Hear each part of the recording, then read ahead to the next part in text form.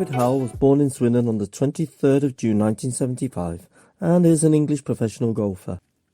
Hello, I'm John and welcome to John's Box, my YouTube channel, and to another in the series featuring famous Swindonians, dead and alive.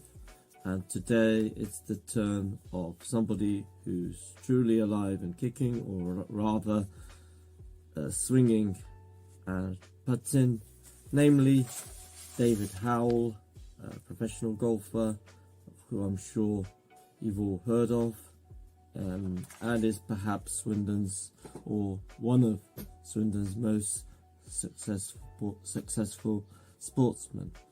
It's part 6, by the way, of 20.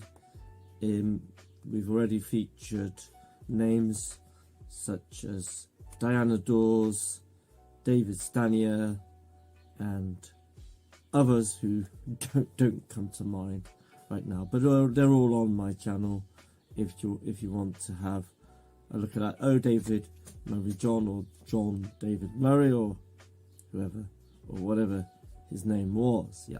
So as I've mentioned, it's David Howell, professional golfer. We'll just pin him up.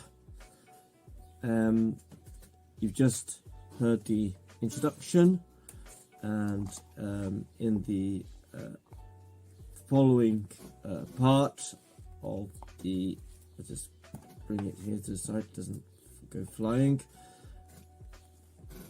We're going to look at his life, especially the Swindon part, how he became a professional golfer, a little bit about his youth, and at the end what he's doing presently.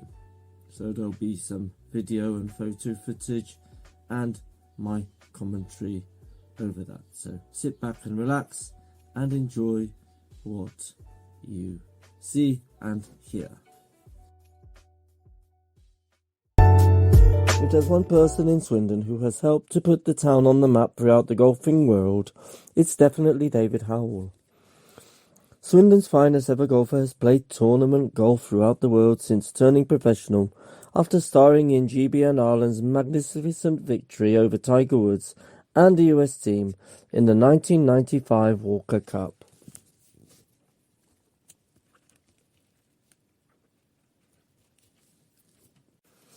If there's one person, how did it all begin, you may ask? A trip to a driving range with his father Ray, owner of Housing Devices Road, Old Town, when on a family holiday in Spain, sparked a golfing talent in David when he was only 5.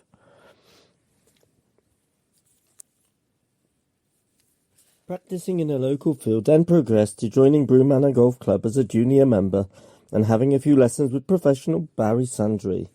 Barry soon saw the golfing talent in David, as well as another young boy of the same age, namely Gary Harris, and took them both under his wing. As great friends and practice partners, the two boys spurred each other on to win numerous junior titles and the county honours, with their partnership for Wiltshire in the early 90s being noted as their best pairing the county has ever put out. Hard practice and dedication at the Broome Manor driving range won David the British Youth's title in 1993 and Gary the prestigious Brabazon Stroke Play title in 1994, with the honour of playing in the Walker Cup beckoning for both players in 1995.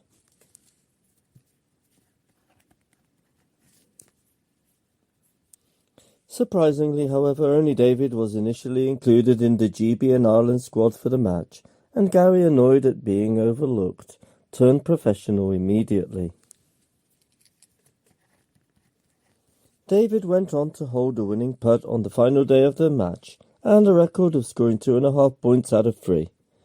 He came away from Royal Porthcawl in Wales, hailed as one of the bright young stars of golf, and proved this straight away by nearly winning one of his first professional tournaments, the South African Open. After playing with and impressing twice US Open champion Ernie Els, the eventual winner, Els commented that David Howell is one of the best players he'd ever seen, and was very composed and a true talent. How right he was. However, Gary Harris, although no longer a professional, did go on to play some magnificent golf, but didn't quite make his big break in the game. Both are still very good mates. As for David, he would return to Swindon, seen regularly practising at the Broom Manor driving range, or enjoying a cup of coffee at his father's antique furniture shop. As a true Swindonian, David also supports Swindon Town when he gets the chance, but only when he's missed the cut, as he says, which is something he doesn't like to make a habit of. What about the titles and honours? His first professional victory came at the Australian PGA Championships in November 1998, followed quickly by his first win on tour when on Valentine's Day 1999 he triumphed in the Dubai Desert Classic, beating a host of famous names including the then US Master and Open champion, Mark O'Meara. Well, it appears that there are some technical difficulties in showing you the remainder about David Howell's career. So what I will do is to read the rest of the script. So do excuse me, I'm sorry about that. So on top of defeating Mark O'Meara, he has won 5 European Tour events, including the BMW Tour flagship event in 2006.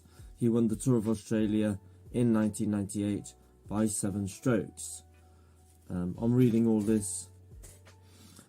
He has competed in all major world events such as the Open Championship, the Masters Open and the US Open. His best finish was top 10 in the Open Championships in 2008, and his highest ranking was 8th in 2006. He was also a member of the Ryder Cup team in this period. And what he said about that was it was the highest point in his golfing career thus far, a dream that had come true and that he would never forget, but he also mentioned at that time that he would appear in many more. The question also is, what is the key to Howell's unprecedented longevity? So at the core of Howell's unprecedented longevity is a simple driving force, a deep love for the game of golf. This is a man, after all, who decided his life's work would be professional golf, which is why he left education early to pursue a career in the game. I think he left at 16, he left school. Naturally, you can only imagine the ominous warnings that Howell would have had from those around him regarding the risks of not earning a degree and throwing all his eggs into one basket. In this case, it would be golf balls, wouldn't it? Howell's unwavering commitment to achieving his goal negated the chances of failure, and in 1995, the Swindon-born golfer officially turned pro 29 years later and well over 700 events played. Rather, he turned pro in 1995 and it's now 29 years later since then, and the fact that he has played in 700 events played. I ignored the full stop there completely, do excuse me. So today, he is still an active professional golfer, but also a frequent Sky Sports commentator and columnist for the Golf Paper and Worldwide Golf, and is a widely respected sportsman and media personality. In summary, David Howell's golfing career has been a mix of triumphs, challenges and comebacks. While recent performances indicate a dip in form, Howell's past achievements and experience suggest the potential for a resurgence. As he navigates through 2024, regaining consistency and improving his scores will be critical for his success. Golf fans eagerly anticipate Howell's future performances, hoping to witness the return of this talented and resilient golfer to the top of his game. So, if you follow David Howell, you're really into the game of golf, do let me know in the comments. what exactly he's up to now, if he's played in any tournaments recently.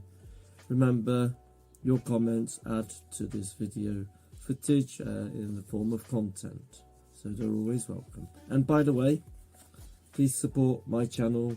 It is growing by the day. We're up to 712 subs as we speak. Hope to get 1,000 shortly, so I do ask for your help, please, please, please, please. So, as is the custom in this series of famous Swindonians, for part 7, which will come up in the next few months, David Howell has the honour of selecting who the next famous Swindonian is. Remember, he was this was the strip of paper in which I think Stania selected him. So let's see.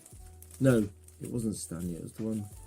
Oh god, my memory is good for nothing, and I should have prepared who had selected him. So here we have all the names here in the hat. I'm going to choose who the next one is to follow David, and it is another sportsman, none other than John Frankham, jockey and author, also broadcaster, born in 1952. Again, famous Swindon sportsman. We'll look at John Frankham in the next edition of Famous Swindonians. So here cometh the end of this edition, this 6th edition. I hope you've enjoyed it.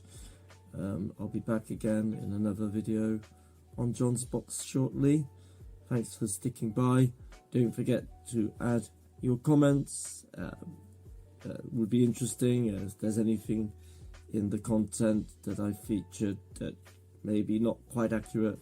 Please also say so, and do all the usual YouTube stuff. So thanks again, and see you in my next video. Bye for now.